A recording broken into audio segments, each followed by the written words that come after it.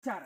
Lah, ini kita menemukan mangkok dinasti Tiongkok secara tidak sengaja, dan ini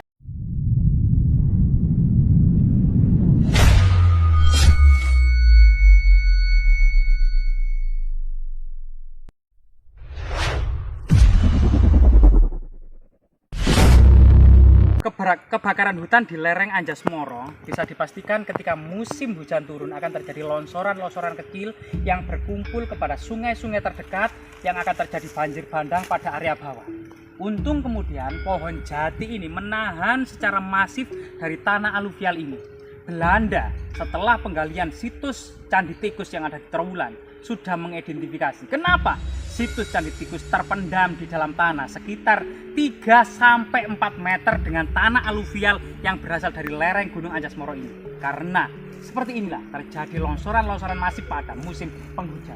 Saat ini memang terbakar, sehingga kemudian dari terbakar ini akan ditemukan banyak sekali artefaktual, termasuk struktur tembok yang memanjang berlapis-lapis di lokasi ini menurut penuturan warga ya. Mari kita lihat lokasi ini. Nah, di sini ada juga beberapa kumpulan batu yang sangat misterius ya.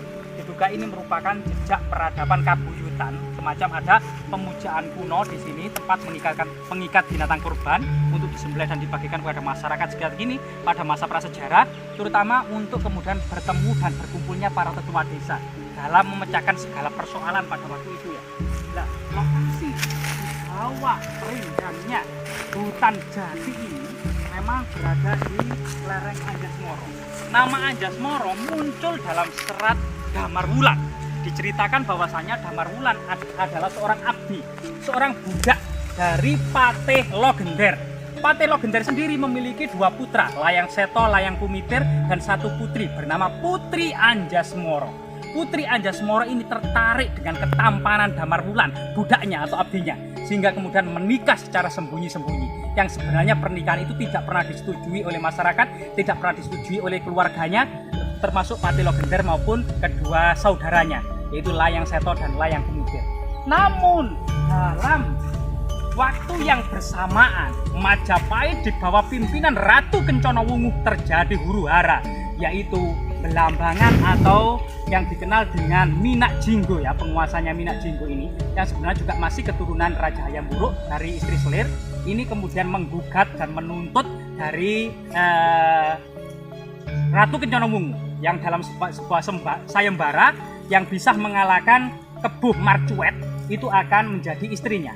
Namun kemudian ketika Minak Jinggo berhasil mengalahkan Kebuh Marcuet, pemberontak yang ada di Majapahit, ternyata Ratu Kencana Wungu tidak mau menikah dengan siapa namanya? Yaitu penguasa Belambangan, yaitu Minak Jinggo. Akhirnya Minak Jinggo mengangkat senjata dan berperang dengan Majapahit yang dikenal dalam sejarah Paregreg Agung. Nah, ini kemudian muncullah Damar Wulan, seorang abdi ya, seorang budak dari Patih Logender ini membantu Ratu Kencana Wungu mengobrak-abrik istana Minak Jinggo di Belambangan. Namun Damar Wulan kalah karena kesaktian dari Minak Jinggo. Namun istri dari Minak Jinggo serong atau berkhianat kepada Minak Jinggo, lebih tertarik kepada ketampanan dari Damar Wulan ya, yang kemudian membocorkan rahasia ilmu suaminya atau Minak Jinggo, sehingga kemudian Damar Wulan mengetahui rahasia kesaktian Minak Jinggo. Istri Minak Jinggo yang bernama Dewi Wahita dan Dewi Puyengan ini akhirnya kemudian setelah Damar Wulan berhasil mengalahkan Minak Jinggo, diboyong pula menjadi istri dari Damar Wulan, sehingga kemudian Damar Wulan menjadi suami dari Ratu Kencana Wungu, termasuk Putri Anjasmara, Dewi Puyengan, dan Dewi Wahita. Ini sebuah filosofi yang artinya Jawa Timur atau kekuasaan Jawa ini harus ditaklukkan atau dinikahi secara mulia agar kemudian tetap menjadi bersatu dan adil serta makmur ya. Nah, ini kita kembali lagi kepada lokasi, di mana lokasi yang di lereng Gunung Anjasmara yang memang pernah digalakkan tanaman jati yang sampai saat ini tetap kemudian pihak petani maupun masyarakat setempat masih tetap menanam pohon jati untuk benar-benar menghindari erosi pada musim penghujan hujan yang akan bisa mengubur area bawah ya, termasuk area Trawulan, Suko, termasuk Kota Mojokerto. Nah, jadi memang kelestarian hutan itu menjadi tanggung jawab bukan saja warga sekitar hutan, tapi masyarakat yang jauh yang menjadi imbasnya, yaitu jauh di sana sampai Kota Mojokerto ya. Sudah menjadi tanggung jawab untuk menjaga kelestarian hutan. Nah, di lokasi ini kita akan mendapatkan sebuah struktur batu alam yang sangat panjang serta tembok batu bata kuno. Tembok batu bata kunonya sudah kita temukan. Nah, di sini kita beberapa pohon jati ini tumbang ya, berserakan di mana-mana. Setelah kita bisa menyaksikan bagaimana abu warna hitam ini kalau musim hujan akan mengotori sungai-sungai kita menjadi airnya berwarna keruh hitam. Nah, di beberapa lokasi selain kemudian ada struktur tembok, kita akan ke kanan dulu. Di sini ada sesuatu yang unik, yaitu batu pecah. Batu pecah memang pada masa kuno kita juga mengungkap dari tradisi dan literasi yang ada. Batu pecah ini sebagai simbol untuk memecahkan segala persoalan. Jadi para tetua, para penasihat kerajaan biasa berkeliling di atas di sekitar batu pecah ini. Jadi batu pecah ini memanjang seperti seperti punggung sapi. Memang batu ini tidak sengaja memang seperti sapi yang sedang tidur ya. Dan tepat di tengah-tengah ini terjadi rengkahan atau pecah. Artinya batu ini pecah menjadi dua. Lain rahayu, rahayu, rahayu. Ya. Jadi memang diduga lokasi ini pada masa lalunya tempat berkumpulnya para tetua dalam memecahkan segala persoalan, termasuk masa kerajaan, karena didukung oleh banyak sekali temuan struktur tembok istana batu bata kuno serta fragmen-fragmennya yang berserak di mana-mana dengan area yang cukup luas sekitar 15 hektar. Nah, di sini selain kemudian artefak-artefak seperti batu bata kuno, artefak-artefak yang lainnya cukup banyak seperti lumpang batu, tipisan, batu gandek ya.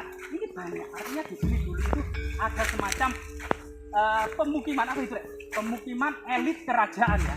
Karena kalau rakyat biasa biasanya rumah-rumah terbuat dari bambu, rotan, dan kayu yang biasa tidak memiliki. Nah, di sini ada struktur batu alam yang bercampur dengan batu bata kuno. Kemungkinan ini sudah berupa reruntuhan ya. Dan batu bata kunonya itu cukup besar. Jadi batu bata kunonya itu sudah ditemukan, dan batu bata kunonya ini ketebalannya sekitar 8 cm merata ya. Dan itu cukup banyak sekali bercampur dengan batu alam. Kemungkinan ini sudah semacam ditata ulang ya, karena banyak fragmen-fragmen yang tumpang tindih. Jadi batu batanya ini khas abad ke-11 dan 10 Masehi. Kira Sendo, kira Erlangga, itu ketebalannya ya. Kalau ketebalan batu bata sekitar 3 cm itu biasanya era Singosari maupun era Kerajaan Majapahit. Nah, di lokasi inilah semacam struktur tembok batu bata kuno yang cukup banyak. Dan ini sangat luas. Dan ini berbentuk persegi sekitar 50 kali 50 meter ya. Nah, di sini juga ada semacam lumpang batu. Tapi lumpang batu ini dalam artian kecil. Jadi lumpang batu ini tidak berfungsi sebagai lumpang batu pada umumnya untuk menumbuk beras, untuk menumbuk biji-bijian, rempah-rempah, dedaunan. Tapi lumpang batu kecil ini biasanya untuk sebuah ritual magis tentang pergempaan atau persajian ya. Jadi bukan untuk profan keseharian, melainkan ada sesuatu magis. Jadi ini menjadikan misteri. Apakah struktur tembok batu bata ini merupakan sebuah bangunan kedaton atau istana kerajaan, ataukah sebuah candi pemujaan yang tentu harus didukung oleh antefik-antefik atau panteon-panteon yang mencirikan beberapa agama, misalnya Hindu, Siwa, Wisnu, atau agama Buddha. Namun di sini kita tidak menemukan panteon-panteon itu, melainkan sebuah struktur tembok istana ya. Nah, seperti ini batu batanya ini sangat besar sekali ya. Cuman ini bukan struktur, tapi ini sudah dan ukurannya ini ada simbol-simbol yang mengingatkan pada jari-jari leluhur kita dalam membuat batu bata. Ada 2 jari di sini dan ketebalannya sangat tebal, sekitar memang 8 cm, yang mengingatkan pada batu bata era Empu Sendok maupun era Erlangga. Dan luas sekali. Coba kita lihat di sisi sini ya. Ini cuma ada galian. Siapa yang menggali ini ya? Nah, ini ada galian. Kemungkinan ini pencari harta karun, karena situs-situs seperti ini juga menjadi perburuan apalagi saat ini itu masyarakat sudah agak modern mengenal dengan metal detektor. situs-situs ini menjadi objek atau tujuan para pencari harta karun dengan metal detektor. Ya mungkin seperti ini adalah salah satu bentuk galian yang dilakukan oleh para pemburu harta karun tersebut ya. Dan ini memang sangat disayangkan dan hal seperti ini harus segera ditindaklanjuti oleh pihak terkait. Jadi pemburuan harta karun yang masif di situs-situs kuno itu seperti ini juga. Mungkin ini mereka sudah menemukan ya, menemukan yang diharapkan kemungkinan. Nah ini ada juga galian juga. Ini bukan galian petani untuk menanam singkong atau menanam apapun ya. Ini adalah galian yang dilakukan oleh para pemburu harta karun.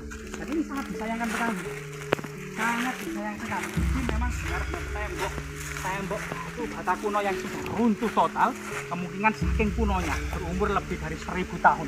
Kemungkinan dugaan dari segi artefak batu bata kunonya ini kemungkinan abad ke-10 sampai abad ke-11. Diduga sekitar masa Empu Sendok maupun masa Air Langga ya. Nah, ini sesuatu yang sangat penting karena sekali lagi ini berada di lereng Gunung Anjas-Moro, dan lereng Gunung Anjas-Moro sendiri merupakan perbatasan 3 kabupaten atau 3 daerah ya, dan itu merupakan pusat-pusat kerajaan besar. Yang saat ini Kabupaten Mojokerto, Kabupaten Jombang ini pernah menjadi daerah dan istana dari Empu Sendok, Air Langga maupun Majapahit. Kemudian perbatasan kedua adalah Kabupaten Kediri yang itu juga merupakan pusat kerajaan Daha dan kerajaan Kediri, termasuk Kota Batu dan Kabupaten Malang. Ini juga pusat kerajaan besar, termasuk diantaranya adalah Tumapel dan Singosari.